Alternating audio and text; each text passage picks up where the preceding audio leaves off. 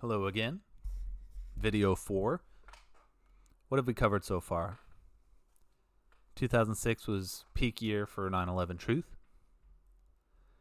We did the presentation I made in 2006. A little bit of the history of other documentaries that came out. As well as, and it's funny, I should include V for Vendetta in here because that was also another significant release in 2006. But we're in 2007 now.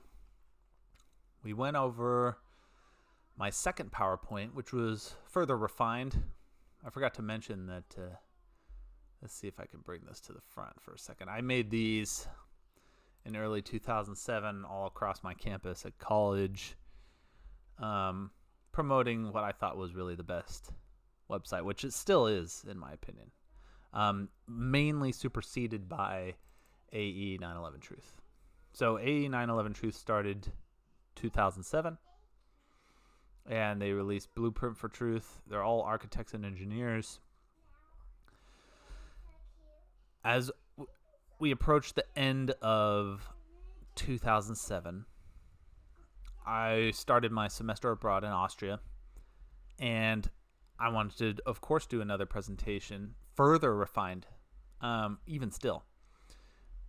So what was there to refine? Well, let's see what I put together. So I made this, presented it to another group of about 20 students, college students, and I was still 20 years old, about to be turning 21 that semester. So this might be a little bit of repeats. I'll go through them quickly, especially if you've already watched the first couple videos I've made. But I was trying to accommodate for reactions from previous encounters. So as you can see, let's get some baselines in. Why is it important? What does it mean? Do you think we're told the whole truth? Really open-ended questions just to get a feel for what's going on. And then even just fielding, how do you feel when you hear about these? Are they offensive? Because a lot of people got really defensive and offended. And I wanted to hear why. So I wanted to get all that on the table first.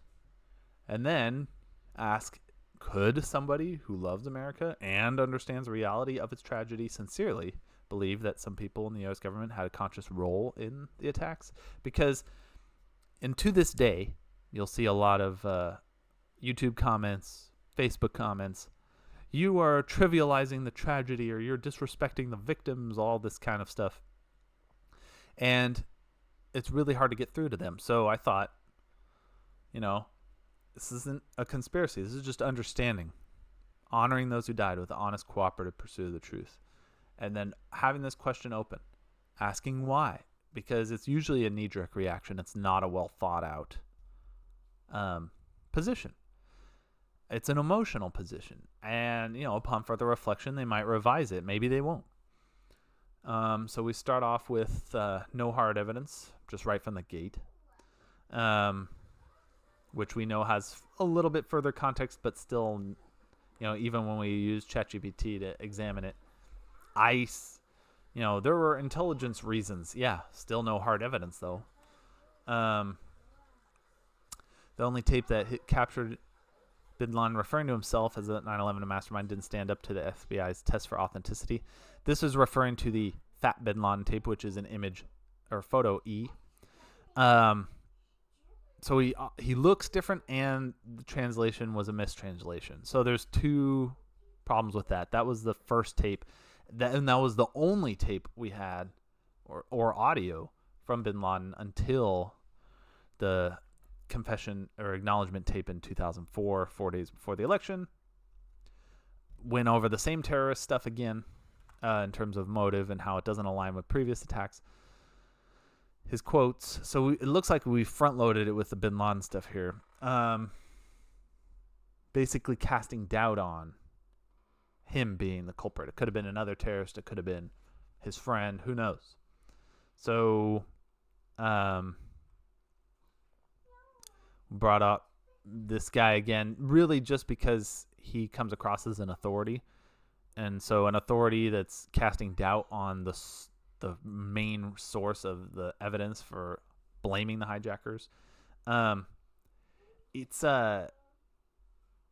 one thing that's I didn't include here is that we have footage, and I'm sure you've seen, of the CCTV of the terrorists in the airports, but those weren't the airports that they were in. Those were a flight before, a connecting flight to the airports they entered the planes in. And if they exist, they haven't been publicly released. And the same security firm that was managing those airports, Dulles Airport, JFK, I'm not sure which airport names exactly off the top of my head, but it was the same people, Stratesec, Marvin Bush, who were managing the security at the World Trade Center. Planted evidence. This is just going over the bag that seemed planted. Here's a new anomaly I didn't really go into too deeply, which is some of the names of the people listed as hijackers were found to be alive. So what this does isn't necessarily say that there were no hijackers. It says that we don't have the identities straight, or there was a mix-up of identities. I mean, it's possible they used stolen identities. So really what this hammers in is we don't actually know who. And we don't have hard evidence. You know, if we're going to be all about hard evidence, there isn't much here. There is the FAA transcript audio of somebody saying, you know, we have a bomb on board. Please be quiet. We're going to return to the airport. That was actually seemed to be intended to be radioed to the cabin, because it seemed like whoever was speaking on that microphone, if they were calling from the cockpit, it seemed like they were trying to talk to the people in the plane and not the radio control, which I guess they were pressing the wrong button, and yet we're still able to successfully hijack the planes. And we go over the black boxes being found, but hidden again, officially not acknowledged. So maybe these guys are mistaken, maybe not.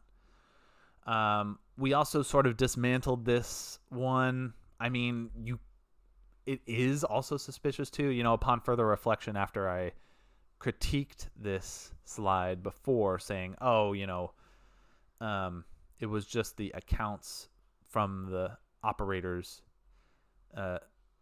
not necessarily the the actual recorded audio. They could have had there could have been really good information in there. I mean, there's so many lies. So it's within the realm of possibility that, you know, maybe they talked about how there were missing blips or extra blips due to the drills, which wouldn't have been captured during, but could have been captured upon their recollection afterwards when they're being interviewed. But we'll never know because of this. It's still strange, even if it may not be directly tied to, you know, inside job related, or it doesn't really count as evidence of that strictly, but it is still worth noting if somebody wants to be informed.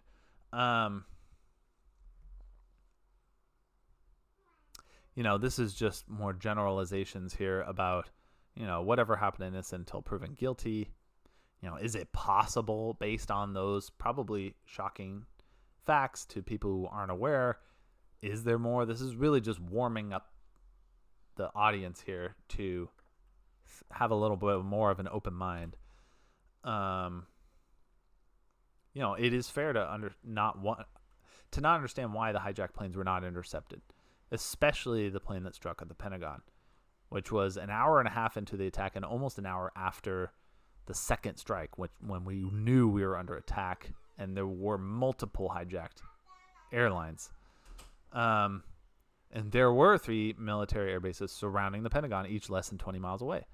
So, I mean, these are all facts. And then this is just recounting the drills that were going on, which were either not mentioned or only briefly mentioned in the commission report, which this should have been front and center as a huge contributor to the response time. Here we go with Dick Cheney again. We've already gone over this. An apparent stand-down order, which we have to infer. We don't have explicitly. There's not a record of it. We're just going off of somebody's testimony here. So, debunkers can say, that doesn't mean anything. Fine.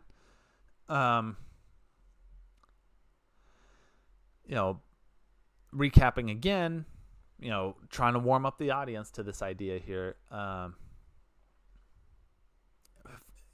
then, so I'm there's a little bit more of a pattern and a structure here. I'm recycling a lot of old slides here. We all hopefully know about the Project Northwoods and what precedent that sets in terms of within the scope of possibility. And people might say, oh, well, that was a long time ago. It's all different people now. Yeah, you can say that, but how unbelievable would this have sounded if you brought it to somebody in the 60s? So now we finally introduce really the hot button issue here, the controlled demolition hypothesis. And I start off saying hundreds of scientists and engineers, mainly signing the petition for Architects and Engineers for 9/11 Truth website, founded by architect Richard Gage. They're contending that it defies the laws of physics. I'm not a physicist, just like I feel like Joe Rogan saying that, but they are, and they know. So, and there's disagreement, and it's not. I want to clarify here. This isn't the type of situation where, you have creationists who are like signing a petition. They don't believe in evolution, because biology, that's a whole other rabbit hole. But my current position is those aren't comparable, and I anticipate debunkers trying to make that comparison. But we'll cross that bridge when we get to it. This was the guy who, when he first saw them collapse, he thought that they were demolished, and then backtracked hard. So, and then backtracked suspiciously, and doesn't want to talk about it anymore. I need to follow up with this guy if he's backtracked or if he is just describing his initial impression. I don't want to insinuate that these are the current or main positions of these guys, but he did say these words, and that is that was his role and title. Kevin Ryan, this guy is slept on. He really knows way more. Like, this guy is one of, if not the best sources for uncovering the truth of what happened at the World Trade Center. As I mentioned before, I'm reading his book on Another 19, released in 2013. This guy is extremely smart and extremely knowledgeable, the furthest from ignorant you could imagine in all relevant areas.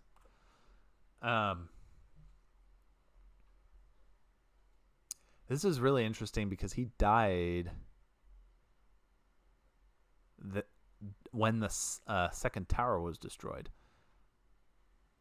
So the premier collapse expert in the country, the most knowledgeable person on building collapses there was, he thought, the collapse was too even when the first building came down. So when the second one, he died. That's crazy. Sorry, I'm kind of reacting real time because I haven't really looked through these in 18 years. This guy, who is this? Vice President of Research at New Mexico Institute of Mining and Technology and former director of the Energetic Materials Research and Testing Center at Tech. I don't know what that means. Which studies explosive materials and effects of explosions on buildings. He said the collapse was too methodical to be a chance result of airplanes. There's some explosive devices in the buildings that caused them to collapse. resemble controlled demolition. It'd be difficult for something like that, something from the plane, to trigger an event like that. Interesting. I need to catalog his opinions more. If explosions did cause the towers to collapse, the detonations could have been caused by a small amount of explosives placed in strategic points. Explosives likely would have been put in more than 2 points in each of the towers. Yeah. One of the things terrorist events are noted for is a diversionary attack and secondary device. Attackers detonate an initial diversionary explosion that attracts emergency personnel to the scene and then detonate a second explosion. So the diversion in this case would have been the planes. So it's almost like he's saying that, the Al-Qaeda terrorists may have been involved. And I mean, everything's ridiculous now, and we're forced into this ridiculous position of speculation. So maybe I tend to lean on people who have more expertise than them. I mean, they screwed up the bombing in 1993. He retracted. Okay. This is good to know.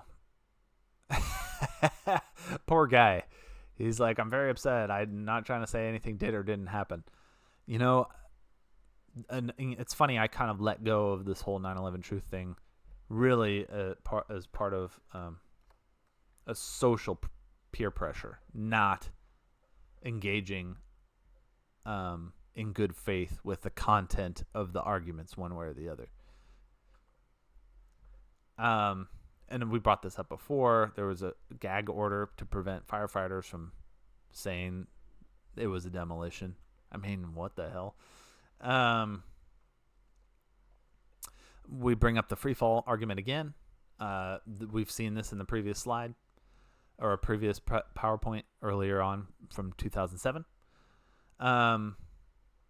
We're still waiting on Jim. I always forget his last name. The guy who made the website that I'm a big fan of. You know what? I'm going to bring that up, actually. So what he did was, let's see if I could find it here.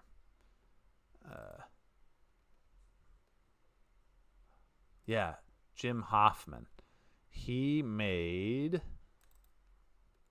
this challenge. Here we go. Progressive collapse challenge. It's good we have it here. Let me zoom a little bit. Oops, that's not the zoom button. Excuse me. So he breaks it down into 5 parts, going from easiest to most difficult, and nobody's even gotten any of these. Build a structure with a vertical aspect ratio at least twice as tall as it is wide, and induce it to undergo top-down total progressive collapse. Build a structure with a square footprint, a vertical aspect ratio of at least 6.5, and induce it to do progressive collapse. And then build a structure that meets those challenges while ejecting pieces 80% out of the mass outside the footprint. Build a structure required by challenge 2, which is capable of remaining intact 100 miles per hour. Build a challenge that meets all these requirements. And you could even add more because the Twin Towers even have more. But it's just crazy that nobody, not Mythbusters, not Saban's, computerized physics videos, they don't show what we saw. I mean, I have a soft body physics crash simulator video game. So I know if it could be done, it would have been done by 2025. And it hasn't. And I've looked for it because I'm desperate to know either way how it could have happened. And the people responsible for showing us refused to. As a matter of fact, I just showed this to my sister. There was a Freedom of Information request to render this public, the input and result files of the collapse initiation model, which they didn't do the progression model, just the initiation model. All input files, and the disclosure might jeopardize public safety. So this was in 2009. Is it jeopardizing public safety because they might try to use that information to blow up another building? Well, if so, then they're going to have to say lots of buildings are designed this way. If they say that, then that means they can just, if they catch on fire, they might just combust. There's, it's left ambiguous. I think it's a disgrace that they wouldn't release it to other architects and engineers for peer review. Just trust me, bro. And also the degree of complexity. There's no terrorist that's going to look at those blueprints or models and think, oh, because the tensile strength is 0.0005, I know to use. They're just going to blow shit up. They don't give a fuck. It's very frustrating. And then third time I've recycled this, but it's still, the point remains. Squibs. Now, the squibs is an interesting one. It was the reason that, I got onto all of this. But they're not really proof. You could have squibs without a demolition. You could have squibs with a demolition. You could have a demolition and no squibs. They vary independently. I don't know how it ties. The architects and engineers think it does tie, and it is an anomaly. I don't know what the explanation is. Because if it was thermite doesn't blow up, so I'm not sure. It's still an open discussion to be had on that point. Let's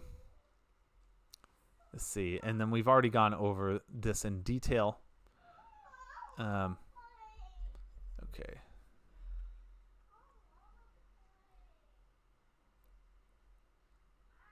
All right, I'm going to pause the video, and part 2 will be on the way.